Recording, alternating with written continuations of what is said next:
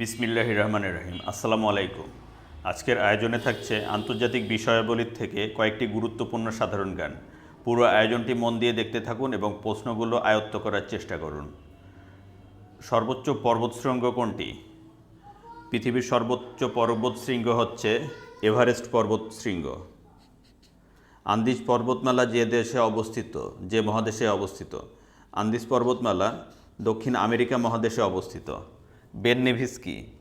Ben Nevis হল পর্বতশৃঙ্গ। পৃথিবীর দীর্ঘতম পর্বতশ্রেণী কোনটি? পৃথিবীর দীর্ঘতম পর্বতশ্রেণী হল আন্দিজ পর্বতমালা। মধ্যপ্রাচ্যের মালভূমি বলা হয় কোনটিকে? মধ্যপ্রাচ্যের মালভূমি বলা হয় হচ্ছে আনাতোলিয়াকে মধ্যপ্রাচ্যের মালভূমি বলা হয়। সাহারা মরুভূমি যে মহাদেশে অবস্থিত?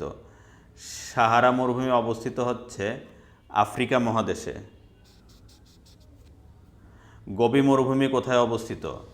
গোবি মরুভূমি অবস্থিত হলো চীনে। খাইবার গিরিপথ কোথায় অবস্থিত?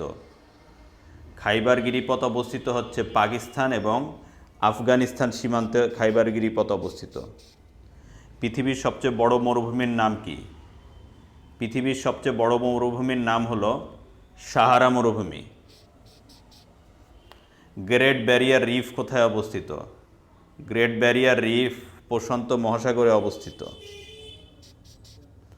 কুয়েত যে সাগরের তীরে অবস্থিত? কুয়েত হচ্ছে পারস্য উপসাগরের তীরে অবস্থিত হচ্ছে কুয়েত। পৃথিবীর বৃহত্তম এবং গভীরতম মহাসাগর কোনটি? বৃহত্তম এবং গভীরতম মহাসাগর হচ্ছে প্রশান্ত মহাসাগর। এশিয়া এবং আফ্রিকা মহাদেশকে পৃথক করেছে যে সাগর? এশিয়া এবং আফ্রিকা মহাদেশকে পৃথক করেছে হচ্ছে লোহিত সাগর। টাইগ্রিস নদী কোথায় পতিত হয়েছে? টাইগ্রিস নদী পারস্য উপসাগরে পতিত হয়েছে। সামগ্রিকভাবে দক্ষিণ প্রশান্ত মহাসাগরের সব দ্বীপপুঞ্জ কী নামে পরিচিত? সামগ্রিকভাবে দক্ষিণ প্রশান্ত মহাসাগরের সব দ্বীপপুঞ্জ হচ্ছে ওশেনিয়া নামে পরিচিত। দক্ষিণ প্রশান্ত মহাসাগরের সকল দ্বীপপুঞ্জ হচ্ছে ওশেনিয়া নামে পরিচিত। এরপরের প্রশ্ন, উন্মুক্ত বিস্তীর্ণ পানিরাশিকে কি বলা হয়?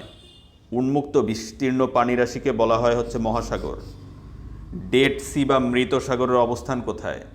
ডেড সি বা মৃত সাগরের অবস্থান হলো জর্ডানে। এশিয়ার দীর্ঘতম নদ কোনটি? এশিয়ার দীর্ঘতম নদ হলো ইয়াংসি কিয়াং। ধন্যবাদ ভিউয়ার্স, আজকের ভিডিওটি এ পর্যন্তই। আমার ভিডিওগুলি ভালো লেগে থাকলে আমার চ্যানেলটি সাবস্ক্রাইব করুন এবং নতুন নতুন ভিডিওর আপডেট পেতে পাশে থাকা বেল আইকনটি প্রেস করুন। সবাই ভালো থাকবেন, সুস্থ থাকবেন। আল্লাহ হাফেজ।